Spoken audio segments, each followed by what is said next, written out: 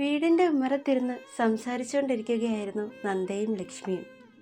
അമ്മേ, വല്യപ്പൻ എന്താ നമ്മളോട് മിണ്ടാത്തെ? നിന്റെ വല്യപ്പൻ നമ്മളോട് അങ്ങനെ മിണ്ടും. അതെന്താ അമ്മ അങ്ങനെ പറഞ്ഞേ? അതൊക്കെയുണ്ട്. പിന്നെ നിന്റെ വല്യപ്പൻ കാരണം തന്നെയാ ഞാനും നിന്റെ അച്ഛനും ഒന്നിച്ച്. എന്നിട്ടെന്താ വല്യപ്പൻ ഇപ്പൊ നമ്മളോട് മിണ്ടാത്തെ?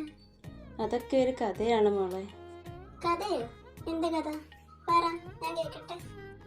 പണ്ട് നമ്മളും നിന്റെ വല്യപ്പനൊക്കെ ഒരുമിച്ച് ഒരു വീട്ടിലായിരുന്നു താമസിച്ചിരുന്നത്. നിന്റെ പേരമ്മയില്ലേ പാർവതി, വല്യപ്പൻ്റെ മോള്. ആ, ഞാനും പാർവതിയൊക്കെ ഒരുമിച്ച് ഒരു വീട്ടിൽ കളിച്ചു വളർന്നവരാണ്. സാധാരണ അമ്മാവന്മാർക്കൊക്കെ തൻ്റെ പെങ്ങടെ മക്കളെന്ന് പറഞ്ഞ ജീവനായിരിക്കും. പക്ഷെ നിന്റെ വല്യപ്പന് മാത്രം ഞാൻ അങ്ങനെ ആയിരുന്നില്ല. അമ്മ അയാളുടെ സ്വന്തം പെങ്ങളായതുകൊണ്ട് അമ്മയോട് അയാളൊന്നും കാണിച്ചിരുന്നില്ല. അയാൾ കാണിച്ചു കൂട്ടിയത് മൊത്തം എൻ്റെ അച്ഛൻ്റെ അടുത്തും എന്നോടുമായിരുന്നു. പണ്ട് അയാൾ കാണിച്ച എന്തോ ഒരു തെറ്റ് അച്ഛൻ ചോദ്യം ചെയ്തു. അതുകൊണ്ട് അച്ഛനെ അയാൾക്ക് കണ്ണെടുത്താൽ കണ്ടുകൂടായിരുന്നു. അങ്ങനെ കുറച്ചു നാൾ കഴിഞ്ഞ് അച്ഛൻ ഞങ്ങളെ എല്ലാവരെയും വിട്ടുപിരിഞ്ഞു. പിന്നെ അയാളുടെ ദേഷ്യം മൊത്തം എന്നോടായിരുന്നു. ഞാൻ നന്നായി പഠിക്കുന്നതോ പാട്ട് പാടുന്നതോ ഒന്നും അങ്ങേർക്ക് ഇഷ്ടമായിരുന്നില്ല. പാർവതിയെക്കാളും ഒരു മാർഗ്ഗമെല്ലാം എനിക്ക് കിട്ടിയെന്നറിഞ്ഞാൽ അന്ന് പാർവതിയുടെ കാര്യം പോക്കായിരിക്കും. അങ്ങനെ അവളുടെ അവസ്ഥയോർത്ത് ഞാൻ അവളെക്കാളും മാർക്ക് കുറച്ച് വാങ്ങാൻ തുടങ്ങി. പിന്നീട് ഞാൻ അവളെ കണ്ട് പഠിക്കണം, വെറുതെ പള്ളിക്കൂടത്തിലൊക്കെ പൈസ കളയാനല്ല നിന്നെ അങ്ങോട്ട് അയക്കുന്നത് എന്നൊക്കെയുള്ള വഴക്ക് പറച്ചിൽ. അമ്മ നോക്കുമ്പം അയാൾക്ക് എന്നോടുള്ള സ്നേഹം കൊണ്ടാണ് അങ്ങനെയൊക്കെ പറയുന്നതെന്ന് തോന്നും. അമ്മയെ പറഞ്ഞിട്ടും കാര്യമില്ല, അയാളുടെ അഭിനയം അതുപോലായിരുന്നു. പിന്നെ ഞാനും അമ്മയോടൊന്നും പറയാൻ നിന്നില്ല. അങ്ങനെ വിവാഹപ്രായമൊക്കെ ആയതോടെ എനിക്കും പാർവതിക്കും ധാരാളം കല്യാണാലോചനകളൊക്കെ വന്നു തുടങ്ങി. എനിക്ക് കല്യാണാലോചനകൾ വരുന്നതൊന്നും അയാൾക്ക് ഇഷ്ടമായിരുന്നില്ല. അയാൾ അതെല്ലാം മുടക്കി. പാർവതി നിൽക്കുമ്പോൾ എന്നെ കെട്ടിച്ചയക്കേണ്ട എന്നായിരുന്നു വാദം. മാത്രവുമല്ല, പാർവതിക്ക് വരുന്ന കല്യാണാലോചനകളെല്ലാം മുടങ്ങിപ്പൊക്കൊണ്ടിരിക്കുകയായിരുന്നു. അതിൻ്റെ കൂടെ ദേഷ്യം അയാൾക്ക് എന്നോടുണ്ടായിരുന്നു. പക്ഷേ എന്നെ സംബന്ധിച്ചിടത്തോളം അയാൾ അങ്ങനെയൊക്കെ ചെയ്തതിൽ സന്തോഷം മാത്രമേ ഉണ്ടായിരുന്നുള്ളൂ. കാരണം എനിക്കൊരു കല്യാണം കഴിക്കണം എന്നുള്ള ആഗ്രഹമൊന്നും അപ്പോൾ ഇല്ലായിരുന്നു. എനിക്കെൻ്റെ ബാക്കി പഠനം തുടർന്ന് നല്ലൊരു ജോലി വാങ്ങണമെന്നായിരുന്നു ആഗ്രഹം. അത് ഞാൻ അങ്ങേരോട് പറയാനും നിന്നില്ല. അതറിഞ്ഞ അയാൾ എൻ്റെ ആ ലക്ഷ്യം മുടക്കും. അതുകൊണ്ട് തന്നെ വരുന്ന കല്യാണാലോചനകൾ മുടങ്ങുന്നതിൽ എനിക്ക് നല്ല സങ്കടമുള്ളതായി ഞാൻ അങ്ങേരുടെ മുമ്പിൽ അഭിനയിച്ചു. എന്നിട്ട് പുള്ളി എങ്ങനാ അച്ഛനെ അമ്മേനെ ഒന്നിപ്പിച്ച്? അതാ ഞാൻ പറഞ്ഞു തരുന്നത്. അങ്ങനെ ഒരു ദിവസം പാർവതീനെ ഒരു കൂട്ടര് പെണ്ണ് കാണാൻ വന്നിട്ടുണ്ടായിരുന്നു. കൂടെ നിന്റെ അച്ഛനും ഉണ്ടായിരുന്നു.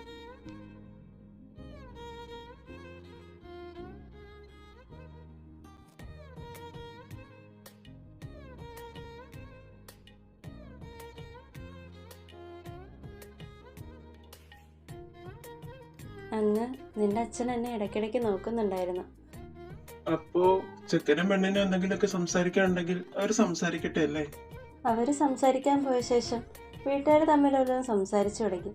അന്ന് നിന്റെ അച്ഛൻ എൻ്റെ അടുത്ത് വന്ന് കുറച്ച് സംസാരിച്ചു. വന്ന ചെക്കൻ്റെ കൂട്ടുകാരനായിരുന്നു നിന്റെ അച്ഛൻ. ഞങ്ങൾ സംസാരിക്കുന്നത് അന്ന് അമ്മാവൻ നോക്കുന്നുണ്ടായിരുന്നു. ഒരു പക്ഷെ എല്ലാവരും ഇരുന്നത് കൊണ്ടാവാം അയാൾ അന്ന് എന്നെയൊന്നും പറഞ്ഞിരുന്നില്ല. രണ്ടുപേരും സംസാരിച്ചോ? എന്താ രണ്ടാളുടെയും തീരുമാനം? ഇഷ്ടായോ രണ്ടാൾക്കും അങ്ങോട്ടും ഇങ്ങോട്ടും? ഇഷ്ടായി മാമ. എന്താടി മോളെ നീയൊന്നും വേണ്ടാ നിക്കുന്നേ? നിനക്കിഷ്ടായില്ലേ ചെക്കനെ? ഇഷ്ടമായി അച്ഛാ. അപ്പോ നമുക്കിത് അങ്ങോട്ട് ഉറപ്പിക്കാം അല്ലേ? പിന്നീട് കല്യാണ വിശേഷങ്ങളായിരുന്നു. അങ്ങനെ ഒരു ദിവസം നിന്റെ അച്ഛനെ ഞാൻ വീണ്ടും കണ്ടുമുട്ടി. ലക്ഷ്മി? മാധവേട്ടനായിരുന്നോ? ഞാൻ വിചാരിച്ചു ആരാ എന്നെ വിളിക്കുന്നേന്ന്. അല്ല, മാധവേട്ടൻ എന്താ ഇവിടെ? എന്റെ കുഞ്ഞമ്മയുടെ വീട് ഇവിടെ ആണല്ലോ. ആണോ? ഞങ്ങളങ്ങനെ കുറച്ചു നേരം സംസാരിച്ചു. തിരികെ വീട്ടിൽ വന്നപ്പോൾ എല്ലാവരുടെയും മുഖം ഒരുമാതിരിയായിരുന്നത്. കേറി വന്നിട്ടുണ്ട് സുഭദ്രെ, നിന്റെ മോള്. നീ തന്നെ ചോദിക്കും അവളോട് ഞാൻ പറഞ്ഞതൊക്കെ സത്യമാണോ ഇല്ലയോ എന്ന്. ആദ്യം എനിക്കൊന്നും മനസ്സിലായിരുന്നില്ല.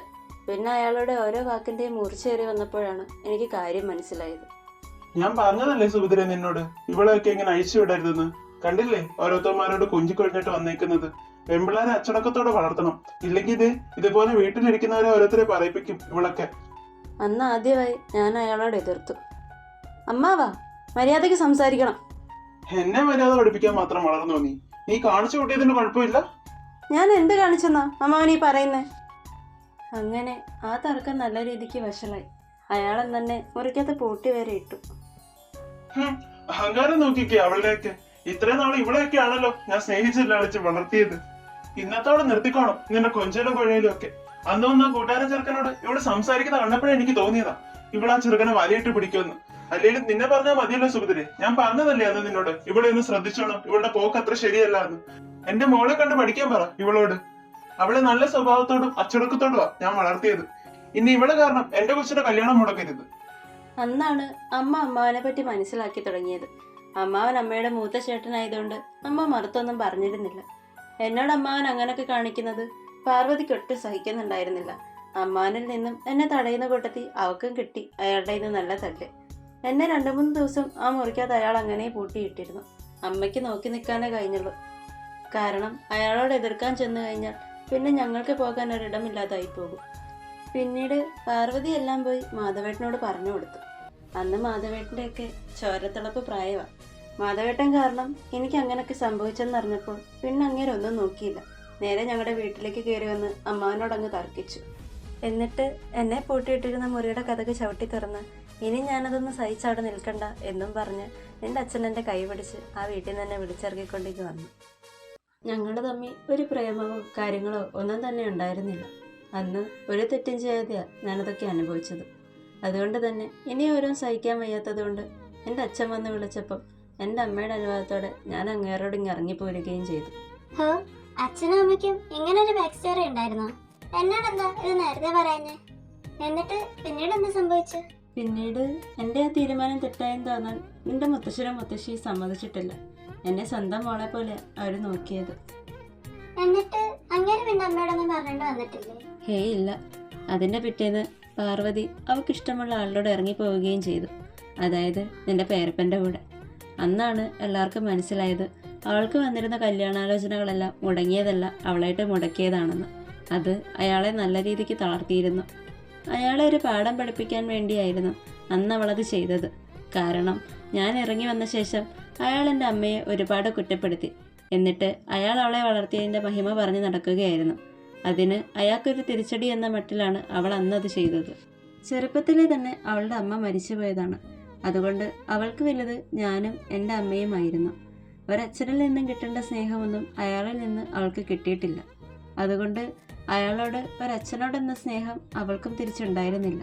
പിന്നീട് ഒന്നും പറഞ്ഞുകൊണ്ട് അങ്ങേരിങ്ങോട്ട് വന്നിട്ടില്ല. വന്നാൽ നിന്റെ അച്ഛൻ അയാളെ വെറുതെ വിടാനും പോകുന്നില്ല. എൻ്റെ ഭാഗത്ത് ഒരു തെറ്റില്ലെന്ന് അയാൾക്ക് നന്നായി അറിയാം. ഇപ്പോഴും എൻ്റെ മുമ്പിൽ താഴാൻ കഴിയാത്തത് കൊണ്ടാണ് അയാൾ നമ്മളോട് മിണ്ടാതെ നടക്കുന്നത്. അങ്ങേര് എന്റെ അമ്മയോട് ഇങ്ങനെയൊക്കെ ചെയ്തിട്ടുണ്ടായിരുന്നെന്ന് ഞാൻ നേരത്തെ അറിഞ്ഞിരുന്നെങ്കിൽ അങ്ങേർക്കിട്ട് ഒരു പണി ഞാൻ കൊടുത്താന്. ആ, ഇനിയിപ്പോ സമയമുണ്ടല്ലോ.